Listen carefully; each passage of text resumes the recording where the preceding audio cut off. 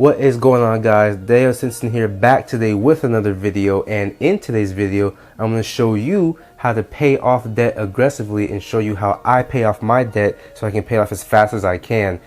Before we get into the video, if you guys would not mind, go ahead and smashing the like button to show your support, as well as subscribing to the channel and leaving a comment down below on what you guys think after the video. Alright, let's get right into it. Now, when it comes to paying off debt, there are multiple different strategies that works for different people. Someone might like paying off their debt one way as opposed to another way.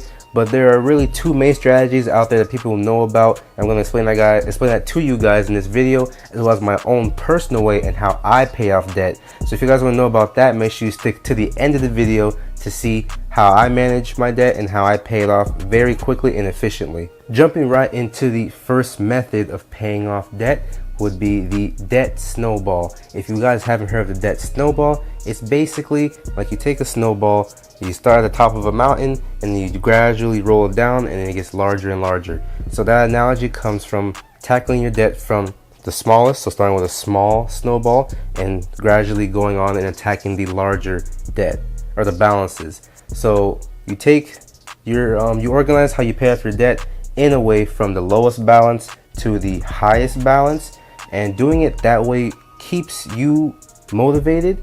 You know, because when it comes to people in general, when a task seems like it's too long or too hard, we generally just give it up. So this is the debt snowball really helps with people who need to stay motivated when it comes to actually paying off their debt. So for example, say you have 4 credit cards. You have one that's $500, $1,000, $1,500, and then $2,000. You're gonna start with the $500 one first, then the $1,000 one, then the $1,500 one, and then the $2,000 one. So doing that will not only A, keep you motivated, B, it will also lower your monthly premiums. Not premiums, that's for insurance. It'll lower your monthly minimums, there we go, for the month. So that'll only leave you with extra money to then go ahead and use towards the other balances as well. So once you knock out that first $500 card, for example, now you have to worry about maybe a $35 minimum when it comes to the time to pay at the end of the month. Now you can use that extra $35 to then go towards the next card and then just keep doing that over and over again. The only downside when it comes to the debt snowball is that you may actually pay more in interest doing so, because you're not tackling the cards according to their interest rate, which is the next one that I'm going to be talking about. But for the debt snowball, yeah, you're not going to be really attacking it the smartest way. It's more of an emotional way to keep you on track and actually keep you motivated to keep doing so. So that's why I recommend the debt snowball. The next way we're going to be talking about is the debt avalanche. Now imagine, you know, an avalanche from the top of a mountain coming down and just wiping out everything. Now, opposed from the debt snowball, it actually doesn't involve you taking out your balances from highest to lowest. You take out your balances from the highest interest rate to the lowest interest rate. And the logic behind this way or method of paying off your debt is to decrease the amount in interest that you pay as you're paying off your debt. Now, one problem with the debt avalanche is that it doesn't keep you as motivated. You know, again, like I said, people are very emotional, and if something seems too hard or it's taking too long, they'll generally just give up. So with the debt avalanche is the more financially smart way to do it, because you know you'll be paying less in interest. But motivationally speaking or emotionally speaking, it isn't the best way for a lot of people, even though it makes the most sense mathematically. The last way to pay off your debt, in the way that I do it, the most aggressive way in my opinion, I call it the all-in method, because when it comes to paying off debt in the last two ways, the debt snowball and the avalanche, you're basically taking any spare money that you have and then putting it towards whatever you're doing, whether it be the debt snowball, putting it towards the lowest balance going to the highest, or putting it towards, you know, the avalanche method, which is the highest interest to the lowest interest rate. But with the all-in method, you're literally throwing everything at the credit card. Now, the way I do it, I take the rule from the snowball method, which is from the lowest balance to the highest balance, only as a motivational factor, because as humans, we are, when it comes to financial decisions, we are 80% behavioral or emotional, and 20% really thinking with our heads when it comes to money. So with the debt snowballs, you know, low balance to high balance rule is kind of, you know, helping with the emotional aspect of paying off your debt.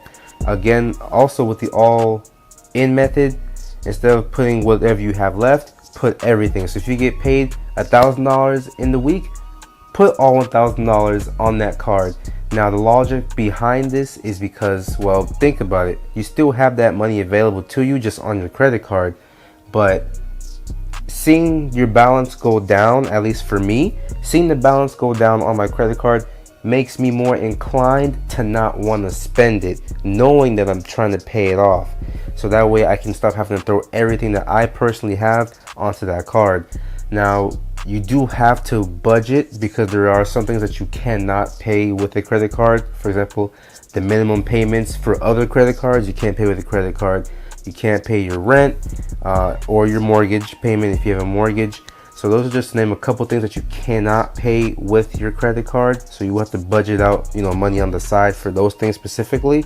But everything else, such as groceries, you know, food, electricity, you know, water, whatever you need, gas, anything else that isn't a bill that you cannot pay with your credit card, you can still use, you know, once you put that money on your credit card. And it gets you more inclined to only spend money on things that are absolutely necessary and not things that you just want to spend money on, like buying food out when you can have food at home, you know. So that's why I personally like the all-in method of putting all your money, or with as much as you can, not just what's left over at the end of the month, but whatever you can, literally everything, onto the credit card. To me, it really makes the most sense because it doesn't matter, you know, paying it off interest or lowest balance.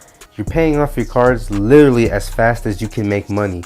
So that's my whole logic and my whole thinking around the all-in method of paying off your debt. So just to recap, those are the 3 ways you can go ahead and pay off your debt aggressively. First way is the debt snowball, pay off from low balance to high balance. Very emotionally rewarding, so it works for the majority of people. 2, the debt avalanche, not emotionally rewarding. It may feel longer, but it does actually save you money in the end as compared to the debt snowball. And 3, which is my way and the way that I do it, I call it the all-in method. Basically putting all your money onto your card, literally every single dollar that you make onto the card. Obviously budgeting for things that can't be paid with your credit card, but you will still have that money available to you for things that are absolutely necessary. So again, I hope you guys enjoyed the video. Smash that like button for your boy, and also subscribe down below.